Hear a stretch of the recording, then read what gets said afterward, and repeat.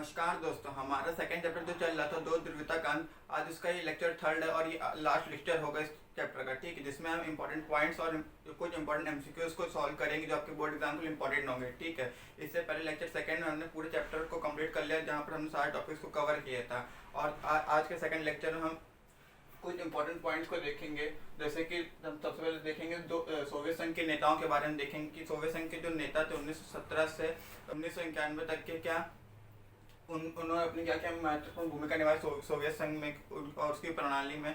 ठीक है, इन सब के बारे में देखेंगे। तो सबसे पहले हम देखते हैं सोवियत संघ के नेताओं के बारे में, जिसमें सबसे पहले आते हैं व्लादिमीर लेनिन। ठीक है, इनका जो जीवन था वो 1870 से 1924 तक के लिए इनका जीवन रहता है। पहला पॉइंट कि बोल्शेविक कम्युनिस्ट पार्टी के संस्थापक थे, यानी कि जो बोल्शेविक कम्युनिस्ट पार्टी थी उसके ये संस्थापक थे। यानी कि जो 1917 में रूसी क्रांति होती है ना, 1917 में रूसी क्रांति के नायक भी ये रहे थे। और तीसरा पॉइंट है 1917 से 24 तक यूएसएसआर के संस्थापक अध्यक्ष रहे, यानी कि जो इन्होंने सोवियत संघ की स्थापना की थी और ये पहले ही शासक थे जिन्होंने सोवियत संघ की स्थापना करने के साथ ही वहाँ के अध्यक्ष बने। और चौथा है पूरी दुनिया में साम्यवादी के प्रेरणा स्रोत, यानी कि इन्होंने साम्यवाद यानी कि कम्युनिज्म की स्थापना की थी, उसके प्रेरणा स्रोत माने जाते हैं कि यहीं से इन्हीं के यानी कि व्लादिमीर लेनिन के कारण ही साम्यवाद इतनी जोरों से आगे बढ़ा। और उसने क्या सोवियत संघ के साथ ही पूर्वी यूरोप के देशों तक भी साम्यवाद फैला, यानी कि वहाँ पर कम्युनिस्ट पार्टी वहाँ कम्युनिस्ट पार्टी को दूसरे नाम से बोल्शेविक कम्युनिस्ट पार्टी के नाम से भी जाना जाता है। ठीक है, तो ये था व्लादिमीर लेनिन के बारे में। आपको याद रखना है कि इन्होंने बोल्शेविक कम्युनिस्ट पार्टी के संस्थापक थे, 1917 में रूसी क्रांति के नायक बने और 1917 से 24 तक संस्थापक अध्यक्ष रहे और पूरी दुनिया में साम्यवाद के प्रेरणा स्रोत ये जाने जाते हैं। ठीक, इन्हीं के कारण जो साम्यवाद आगे चला है वो इन्हीं के बदौलत आगे बढ़ा है, इन्हीं की प्रेरणा से आगे चला है। ठीक है, दूसरे जो हमारे जो सोवियत संघ के जो राष्ट्रपति थे वहाँ के, उनका नाम जोसेफ स्टालिन। इनकी जीवन रहता है 1879 से 1953 तक रहता है। का पहला पॉइंट है कि लेनिन के उत्तराधिकारी यानी कि लेनिन के बाद ये जोसेफ स्टालिन बनते हैं। हाँ, और दूसरा यूएसएसआर के मजबूत बनने के दौर में नेतृत्व के, यानी कि यूएसएसआर जब मजबूत बन रहा था यानी कि अपनी मजबूती के वहाँ पे पड़ाव में चल रहा था, तो जैसे कि 1924 से 53 तक यानी 1924 से 1953 तक ये इनका कार्यकाल रहता है जोसेफ स्टालिन का। और ये अपने कार्यकाल में अपने दौर में ये सोवियत संघ को बहुत ही मजबूत कर लेते हैं, जिसमें हम देखेंगे कि ये औद्योगिकरण का तेजी से बढ़ावा करते हैं और साथ ही खेती का बलपूर्वक सामूहिकीकरण करते हैं, यानी कि खेती जो निजी हाथों में थी उसको हटा करके सामूहिकीकरण यानी कि समूह में बांट देते, समाज में कर लेते हैं और खेती पर अपना राज्य का नियंत्रण रख लेते हैं। ठीक है, और चौथा है कि सेकेंड वर्ल्ड वॉर में जीत का श्रेय इनको जाता है और ये कट्टर तानाशाह माने जाते हैं, यानी कि तानाशाह तो यहाँ पर सभी सोवियत संघ के जितने नेता थे वो तानाशाही थे, लेकिन इनको जो स्टालिन थे इनको कट्टर तानाशाह माना जाता है। इतने ज़्यादा कट्टर थे कि इन्होंने खेती का बलपूर्वक सामूहिकीकरण कर दिया था और औद्योगिकरण का तेजी से बढ़ावा किया।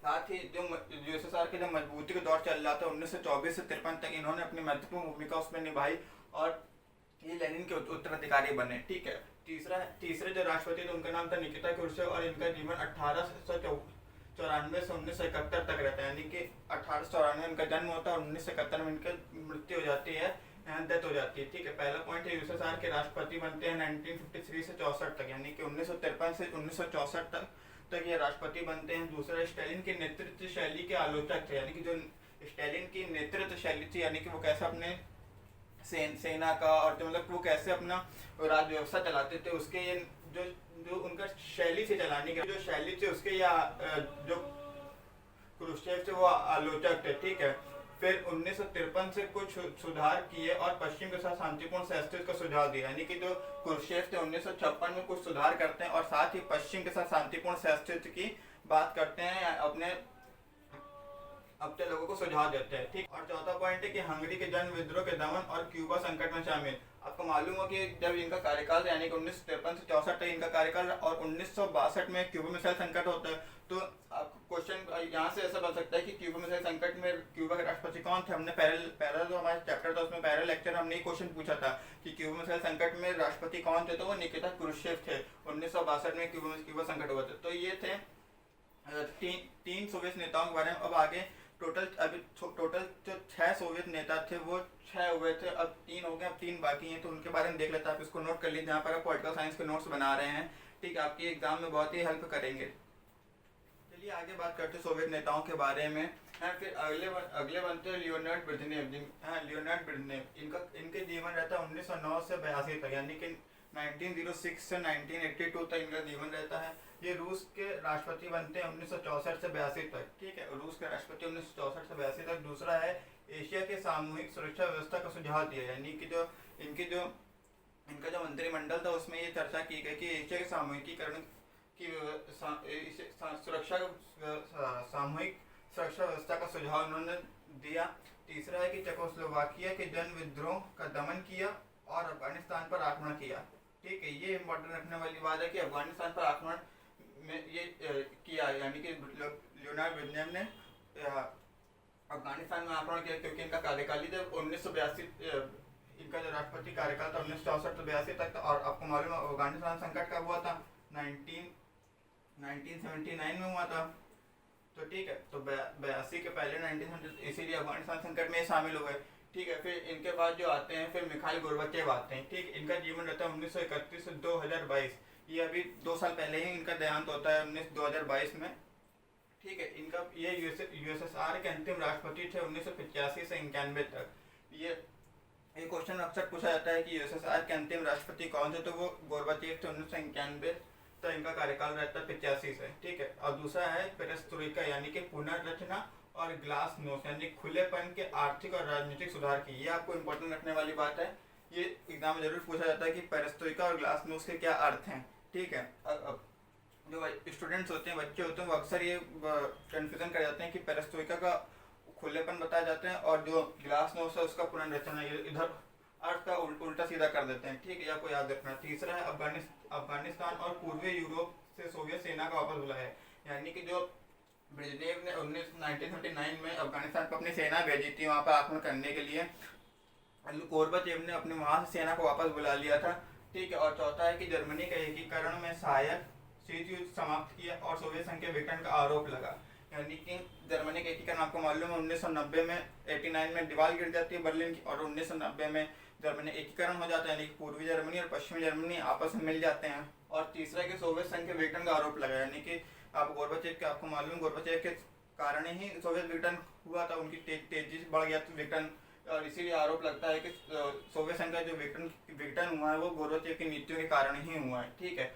और छठे और अंतिम जो है बोरिस येल्त्सिन, इनका नाम को याद रखना है। ये 1931 से 2007 तक इनका जीवन रहता है और रूस के पहले राष्ट्रपति बनते हैं, ठीक है, ये आपको इम्पोर्टेंट रखना है। रूस के पहले राष्ट्रपति 1991 से 99 तक रहते हैं, ठीक है। दूसरा पॉइंट है गोर्बाचेव के आलोचक और कम्युनिस्ट पार्टी से इस्तीफा, यानी कि जो गोर्बाचेव की जो नीतियां थी उसके ये आलोचक थे और इसी के चलते वो कम्युनिस्ट पार्टी से अपना इस्तीफा दे देते हैं। और तीसरा कि 1991 में यूएसएसआर के शासन के खिलाफ विद्रोह किया और सोवियत विघटन में महत्वपूर्ण भूमिका निभाई, यानी कि हमने सेकेंड लेक्चर में ही पढ़ा था बोरिस येल्त्सिन के बारे में कि 1991 में उन्होंने जब तख्तापलट कर दिया था गोर्बाचेव के खिलाफ, तो वहाँ पर तख्तापलट करके अपनी जो एक केंद्रीय भूमिका निभाई थी सोवियत विघटन में, यानी कि कैसी भूमिका निभाई थी, एक आपको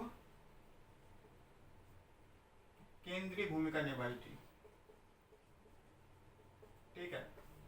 तो ये तो सोवियत संघ के नेताओं के बारे में। सोवियत संघ के 1917 से जब रूस की क्रांति होती वहां से लेकर के 1999 तक, जब जो 91 तक 6 राष्ट्रपति बनते हैं सोवियत संघ के, और रूस के जो पहले राष्ट्रपति बनते हैं वो बोरिस येल्त्सिन होते हैं गोर्बाचेव के तख्तापलट करने के बाद, ठीक है। अब सोवियत संघ की जो घटना चक्र था उसको एक हम लोग महत्वपूर्ण जो काल चक्र है, यानी कि कौन से सन में कौन सी घटना घटित हुई, जैसे कि हमने शीत युद्ध वाले चैप्टर में पढ़ा था कि शीत युद्ध में कौन सी घटना किस वर्ष होती है, वहां से ज़्यादा क्वेश्चन बनते हैं। ऐसे ही सोवियत संघ के बारे में भी क्वेश्चन बनते हैं कि कौन से साल में यानी ईयर में कौन सी घटना घटित हुई है, इसके बारे में हम लोग देख लेते हैं। आप इनको नोट कर लीजिए। और ये जो 6 राष्ट्रपति हैं इनके बारे में आपको याद रखना होगा क्योंकि क्वेश्चन यहीं से बनते हैं, ठीक है। आप इसको नोट करिए, हम आगे बात करते हैं।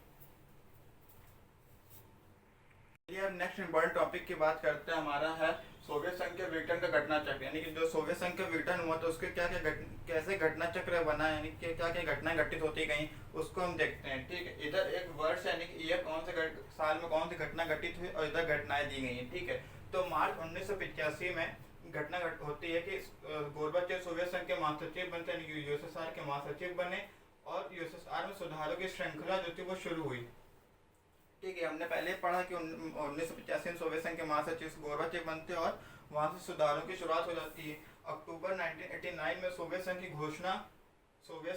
घोषणा की वार्ता समझौते, यानी सोवियत संघ ने जो घोषणा की थी ना, वार्ता समझौते किए थे, उसकी घोषणा करते हैं कि जो वार्ता समझौते के जो सदस्य हैं, यानी कि जो वार्ता समझौते पर किया था कि जो पूर्वी साम्राज्य देश है वो एक साथ गठबंधन में रहेगा और वो नाटो का विरोध करेगा। ठीक, उसके जो सदस्य थे वो अपना भविष्य तय करने के लिए स्वतंत्र थे और नवंबर 1989 में बर्लिन दीवार गिरी है।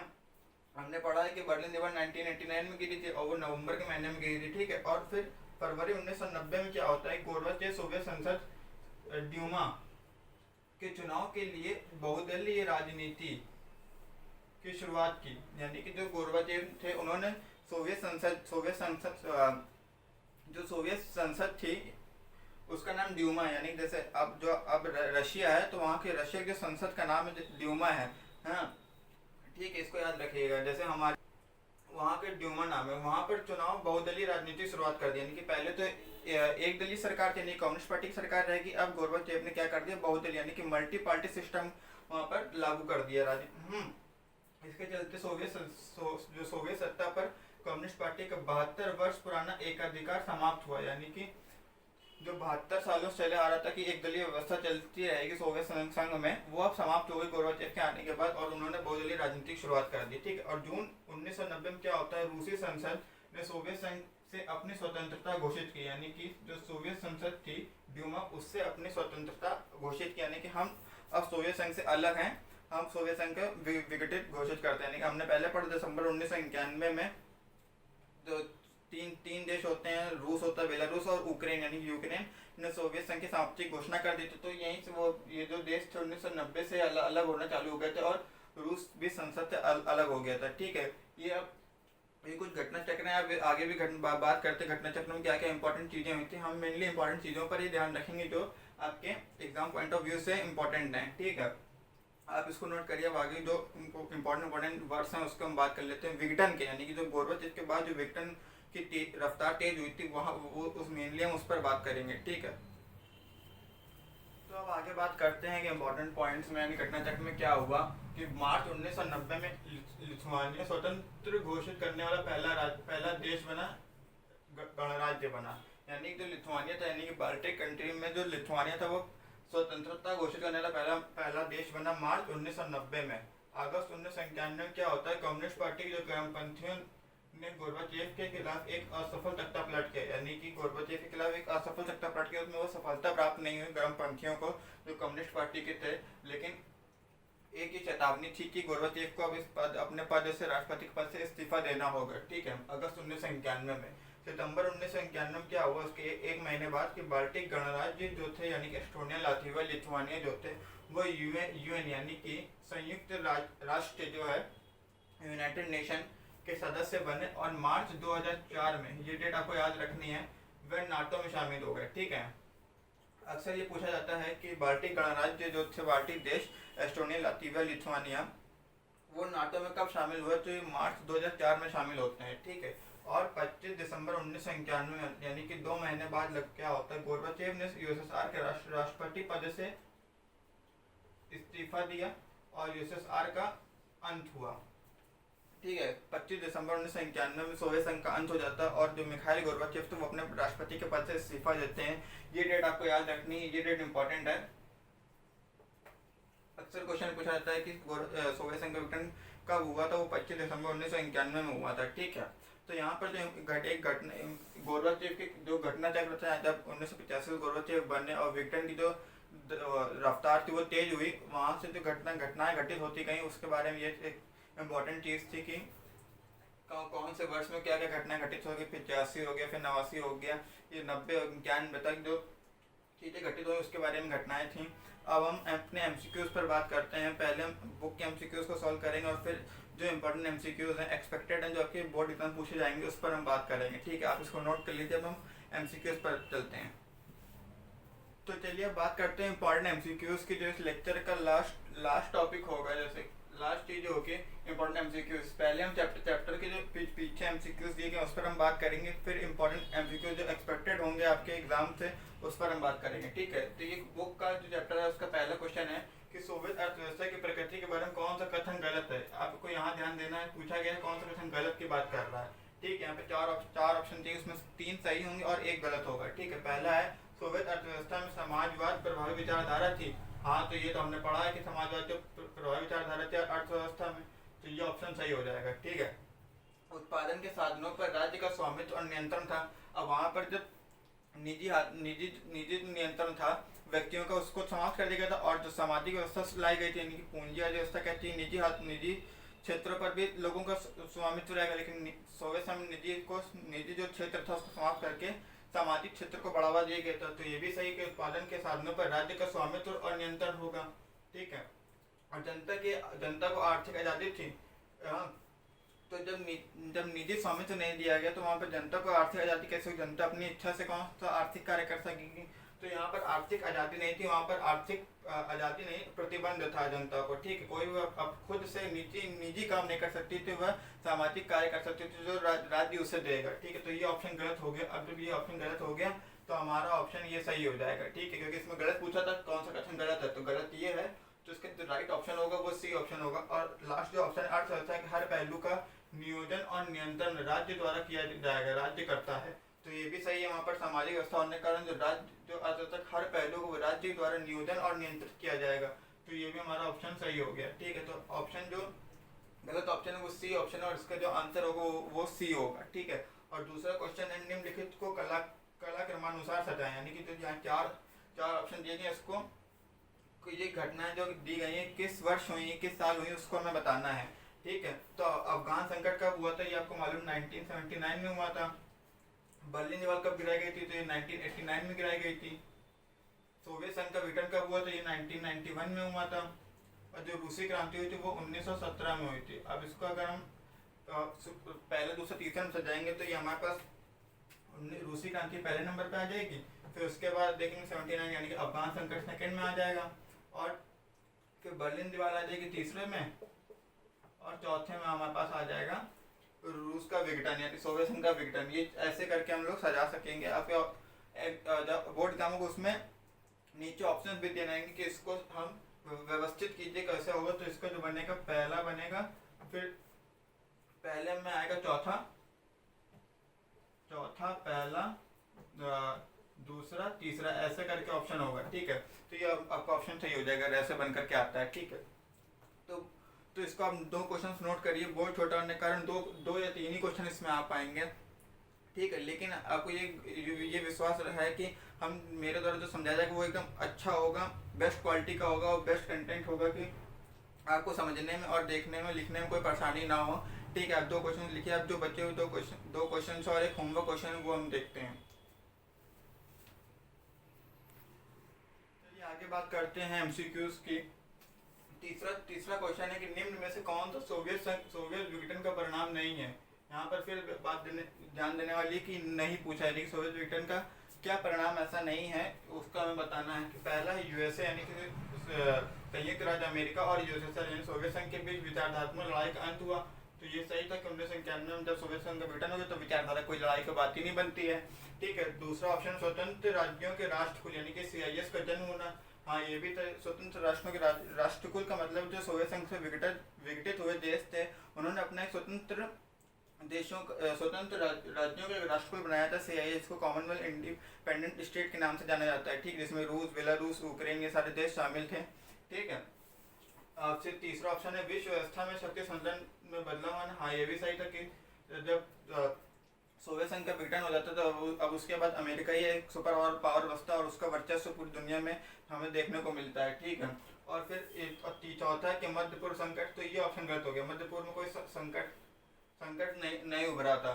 मध्य पूर्व यानी कि मिडिल ईस्ट में कोई संकट उभर कर सामने नहीं आया था, ठीक है।